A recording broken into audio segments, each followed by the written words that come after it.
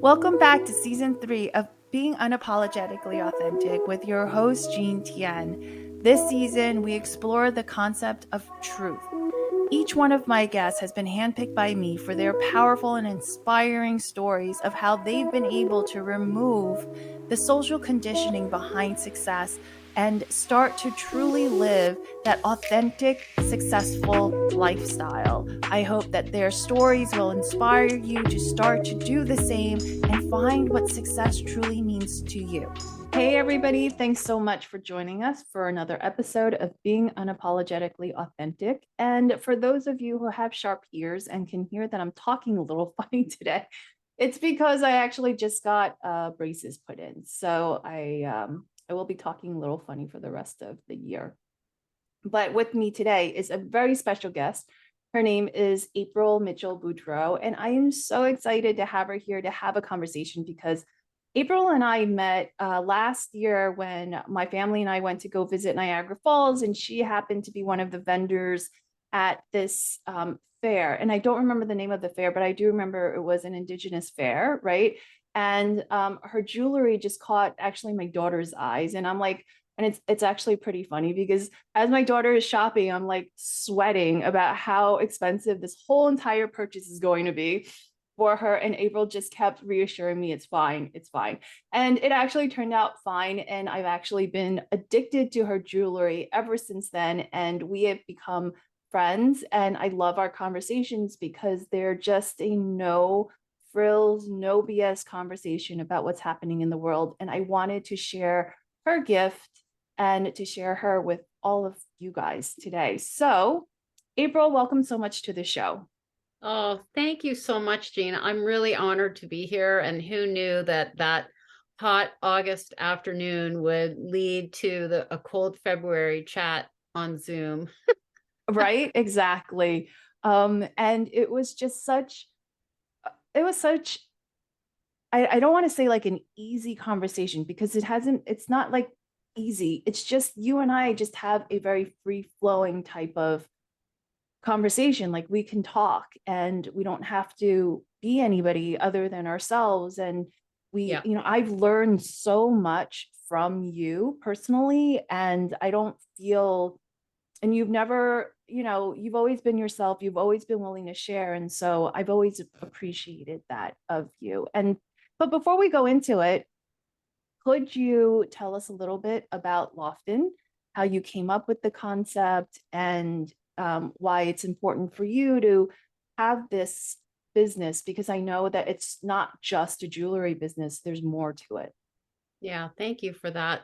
Lofton, actually, you should know right out of the gate, Lofton stands for first initials of names of nieces and nephews in our family.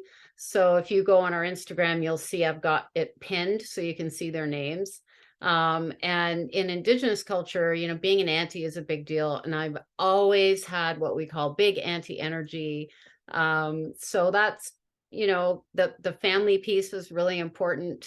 Lofton happened because I was pregnant with my youngest child and I had to put my feet up and rest at the end of my pregnancy.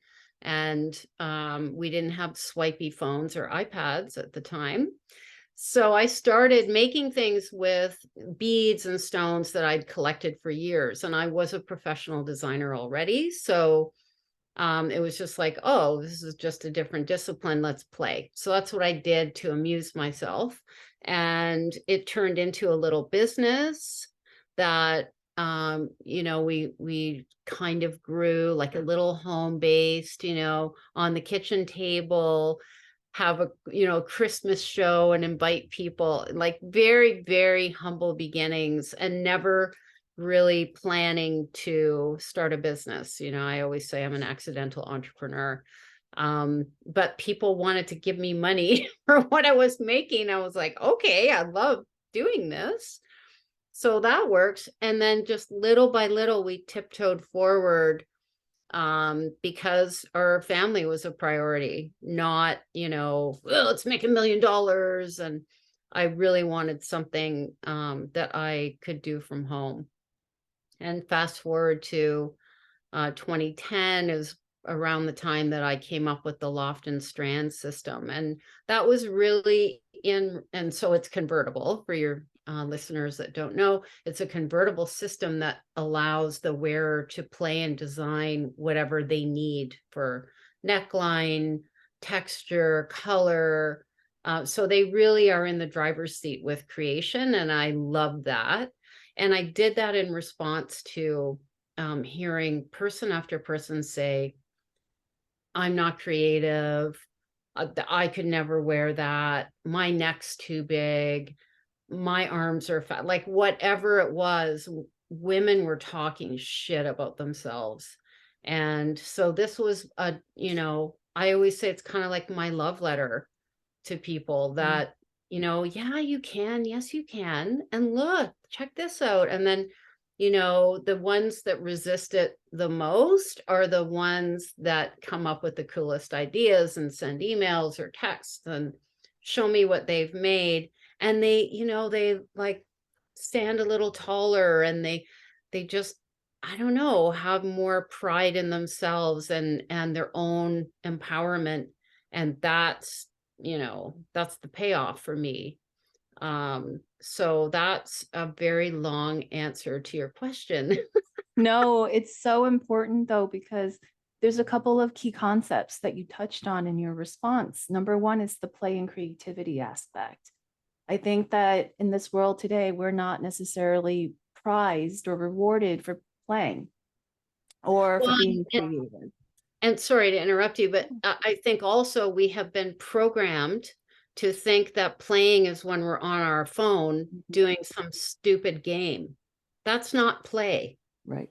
So this is very analog. This is like involving your hands, your limbic system, and that's how you change your mind. Yep. And, I really see creativity as medicine for everyone. Everybody's a creator. And it's always my teaching. Yeah. That, yeah, you can. Yes, you can, because you are a creator. Yeah. So, And it's what do so you want to important. create? Yeah. And it's so important because I think for us, to your point, we've been programmed to believe that play is a certain way, and it's just more of a distraction than it is of play, right? It doesn't give you the same Not benefits real that play. play does. No, it's just labeled. Everything's labeled for us. Yep. And that's in the play category. Go to amusement park, do this, do the things we tell you that is play. Mm-hmm. I'm telling you, creativity is, every human being needs it and has it and is a magnificent creator. Yeah. And and I think when I first started playing with your jewelry, right? When I first started getting into your jewelry, there was this fear that I had to overcome, which was, oh, am I doing this right? Oh, does this look good? Does this, fit together? And it was, I think you had helped me overcome that fear in the sense of do whatever it is that you like who cares, right? And so there's so much healing that can come from this aspect of creation. And you don't even realize just how much we've been programmed to seek validation from outside of ourselves, until you do something so simple as you put together an accessory that you wear, which normally you just purchase off, the shelves, and you put it on and you're like, oh, this is pretty. But when you have a say in it, when you have a hand in it, it's something totally different, right? And it's not fed to you. You get to make the decision. And then that's where it becomes scary. It did for me, and I know it does for a lot of people. And so for individuals such as myself, how would what advice would you give them to help them overcome that? Like, oh, I could never do something like that. Oh, I'm not, I'm not, April, you were a designer. Of course you can create beautiful things. I was never a designer. Like, how can I create beautiful things? Like, what would you say to those people out there listening? It really depends on who the person is. And I think when you have a conversation with someone that is unapologetically authentic, and you say, this is a lot more than jewelry. This is about taking back your body, taking back how you express yourself creatively, it's taking that back, that, that sovereign aspect of our body. I am not going to be a slave to fashion. It's not about that. You know, in my previous career, I was a professional picture framer, which sounds like a very, whatever job, but it isn't. It's a highly specialized job. I worked for one of the top framers in North America and framed everything from Rembrandts to scarab beetles from Egypt, like all kinds of things. And the most important thing that I could convey to people when they were framing something, because we did custom framing, was that, we weren't framing the piece to match the couch. We were giving this piece context for itself so that it stood alone wherever it went, wherever you moved, whatever couch you had, it looked beautiful for itself. And now, this is what I encourage people to do with the jewelry. Like, what is the proper frame for you? Because you are the masterpiece. So what is actually working for you? Not everybody can wear a little black dress, and again, like, fashion is fed to us. Everything is prescribed. This is play, this is fashion, this is entertainment. Like, maybe, but you know what? I'm not vibing with that. Yeah. So, Yeah. so that's the deeper conversation. And if I think someone's open to it and there's that moment to share and probe a little bit, that is a beautiful thing. Mm-hmm. And that's what we're here to do for each other. It's not about money and stuff, and it's about giving one another permission to really be authentically us. And I feel like the jewelry, because you can clip it and shape it and do what you want, really, connects to that. Pardon the pun, connecting that. So it's a philosophy. So it's almost like it's not a one-way street, where I think most of us think of jewelry as the enhancer, Yeah. whereas it's almost like we enhance each other, in the sense that my energy and my aura enhances the jewelry, and the jewelry enhances myself as well. So it's almost like we're feeding each other in order for us to, whatever it is, right? Like, whether it's to stand out or whatever. Whatever story we want to tell. Exactly. And, traditionally, my ancestors told stories with beads, and we still continue that to this day, right? We all are telling these stories and what is germane for us in that moment in time. Yeah, it's very funny because, people think it's about shiny things, but it's really not.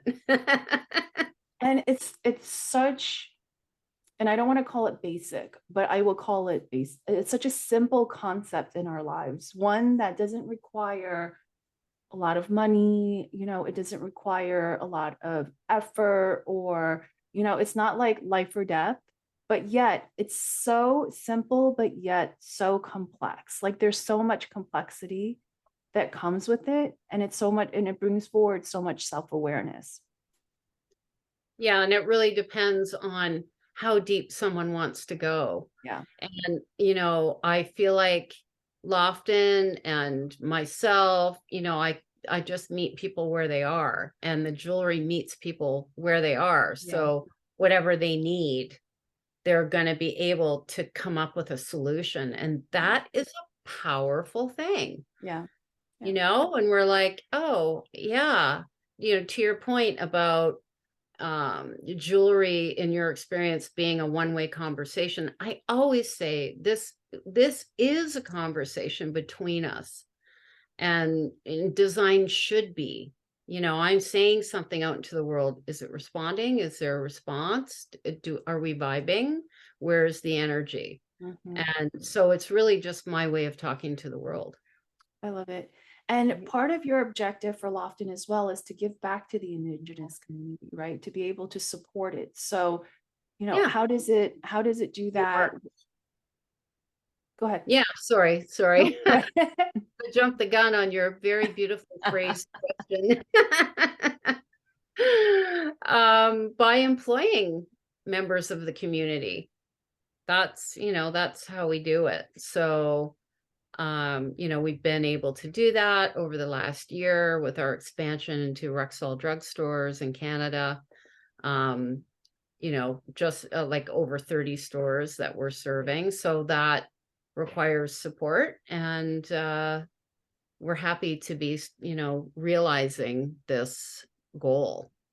And And for those of us, because I think most of my listeners are in the US and maybe not in Canada. So Rexall is similar, and I can only say this for the Northeast section or in New York. Rexall is similar to like a Duane Reade or a Walgreen, I would say, right? It's a huge big, like yeah. retailer, pharmaceutical type of store, and you can go in and buy, chocolate. I know I've gone in and bought a lot of chocolate the last time I was there. But you can also buy, like makeup, and now they can find your products in there, which is just huge because to me, it's almost like the sign of, and in this show, we do talk about success, right? And so if we look at the precondition or the societal conditioning of success, like that would be huge to have something of yours that that started as a small home business be able to reach into something so important in the consumer world, right? And such an integral part of the consumer world, and in such a recognizable name, like that's tremendous. That's just tremendous. Yeah. I mean, I never thought, that was never part of the plan. So, it's crazy how it worked out. And that doesn't mean that I haven't cold called over the years. And, before COVID, we were in 60 stores across our country. And they were mostly, small independent stores. Actually, we were at a duty free in Port Huron. Oh, wow. One of the busiest crossings at the US Canada border. And they, of course, so you can imagine what happened to our business. Like, yeah, so we're building back up to that, but And whatever. I mean, at the end of the day, what really excites me is being able to spark creativity, hire from my community, be healthy, have a happy marriage and beautiful kids. Like, that's success to me. Not a yeah, yacht, not $1 billion. Like, I don't want that. yeah. That's great to me. I love that. I love that. And what I've been noticing too is that, like, when I first joined the coaching community a couple of years ago or a few years ago, there was a lot of, and I still see it too, but not as much. Um, there's just so much focus on this. I help my clients make 6 figures, or I made 7 figures, or I made $1 million today. I know. And that's like the shiny object, right, syndrome, or like the shiny Yeah. object distraction, right? Yeah. But when it comes to it, I'm seeing actually now it's kind of coming in first full circle, because now I'm seeing those same coaches say, I have to take a sabbatical. I have to leave and figure out what's really important to me. I have to, and here what you've done is kind of the opposite, right? It's you found what was important to you. You've always known, and you pursued it in a way that is true to yourself. And Yep. so I feel like the people that are called to your jewelry not only can appreciate its beauty, but they're called to be authentic to themselves as well, which I think just, Yes. it's so, for anybody who knows April, it's just so April. Like April is April. April is authentic, and I love that. April doesn't pull any punches. April, what do you think about this? Burp. But can you imagine? But you don't do it in a way that's, I know you watch who you're talking to, and you don't push, right? You just share, Never. but you don't push. And I think that's the difference in energy. I think some people try to convince and sell and push, where, I think people come to you for just sharing. And Yeah. I know I've learned so much, like I didn't realize all that was happening And I don't think I know all that was happening in the Indigenous community, whether that's in Canada or in the US. And so I know I've learned so much. And Both. so, I love how you have stayed authentic to you, and yet your business and has kept your business that way too. And yet you're still seeing the same success. And if anything, you're going to keep going far longer than those businesses that were kind of doing it. I'll call it backwards, right? Yeah, they flame out because it's not sustainable what they're selling. And I've always been really focused on sustainably growing the business. And I don't mean in the creepy Klaus Schwab way. I mean in, I was raising kids and my husband is a touring musician, and it didn't make sense to be like, oh, I'm going to be a boss babe. Ugh. It's like, how does this fit into my life? Yeah. Because I've never been interested in being a slave to anything. And we do live in a system that asks us to be enslaved. And so I appreciate being outside, coloring outside the lines. And, when it came time to work from home, I'm like, I've been doing this. Yeah. I've been here because I don't want to be in your office and I don't want your handcuffs. Yeah. And that's Yeah. me. But not, you know what? Not everybody's like that. I just had this conversation with my daughter who started the whole thing when I was expecting her. And she's about to finish university. And, we're talking about her prospects, and, the certainty really matters to her. So, so that's cool that she's aware of that and she can direct herself accordingly. And she wants a job that she can leave when she walks out of the office. Hmm. Yeah. No, it Like, makes sense. hopefully it's not going to follow you with email. Anyway, whatever.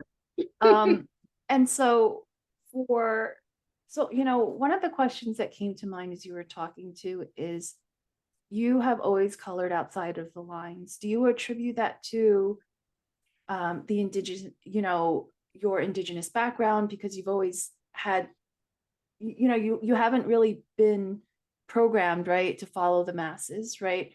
And if so, what can others do, like, to start educating themselves, to start, thinking and thinking differently, to, so that they become more self-aware of when they're being programmed versus when they're, kind of doing it by their own choice, right? Yeah. Yeah. Well, I think curiosity is just so important, you know, and the more we can cultivate our curiosity. And so, that means that when we respond to something like, oh, I have to eat pizza because it's Friday, just being curious about that. Like, yeah, pizza's great, but why do I think that? It's a day. Somebody put a label on this space and time. So just being curious, and my husband and I will laugh about, we'll say, well, it's Friday, I guess we should have fish or whatever. Like, so, being curious, being playful, having a sense of humor, because it can feel a bit grim. There are some pretty serious programs running, and, growing up in the era of TV as I did, I could see that we were being programmed, but I didn't see it. And Yeah. now, wow, people have the little TV right in their hand, and everybody's just like Mm-hmm. all the time and Yeah. not being present. So being curious, having a sense of humor, and staying as present as you possibly can. Yeah. And that is very hard to do nowadays. Definitely. Yeah, it's People, sometimes a little scary, right? And a little lonely because everybody else is doing the same. yeah, Um, so one thing I normally ask my guests before we end the show is, what is their truth when it comes to success? But I feel like you shared that with us earlier today. I think I did. And so Sorry. I would love, and so what I would love to just invite our audience to check you out on your Instagram, because you're so funny there. And you can also see all the beautiful pieces that you post. And so could you share with us like where they can find you, April? So you can find us at Lofttan, and there are 2 T's and 1 F. So it's Lofttan. And yeah, come and join us. It's a community. Oh, I do like humor a lot. I like to laugh a lot. I think that we all need to laugh, especially after what we've all collectively experienced in the last 3 years. But there's always a conversation going on, and there's a community. And so I think you might enjoy the Instagram. You might like it. They definitely will. And also don't hesitate to reach out to April and say, hey, we heard you on the show, and that's why we stopped by, because you're always so friendly and just so open to chat. So yeah, I love people, so it's hard not to. Oh, and I guess I should say Lofttan.com. yes. See, I'm not very mercantile. Just come and join the party, and if something speaks to you, right? Yeah, But yeah, absolutely. Yeah. Lofttan.com, and we ship all over the world. Yes, you do, because I know I get them here in New York. Thank you. No, I love them. So then all of your links will be in the show notes. And I want to thank you so much for being on the show today. Thank you so much for your openness and your honesty, and for just being who you are. And, for giving me a nice little discount when my daughter was shopping. My pleasure. And thank you for the honor of having me on and asking such insightful questions. You're very good at the synthesis of information. I also have braces. So we're lisping a lot. It's a challenge. Anyway, your synthesis is really excellent. And thank you for this experience. Yeah. Thank you so much. All right, guys, well, join me for another episode next week, and I will talk to you soon. Bye.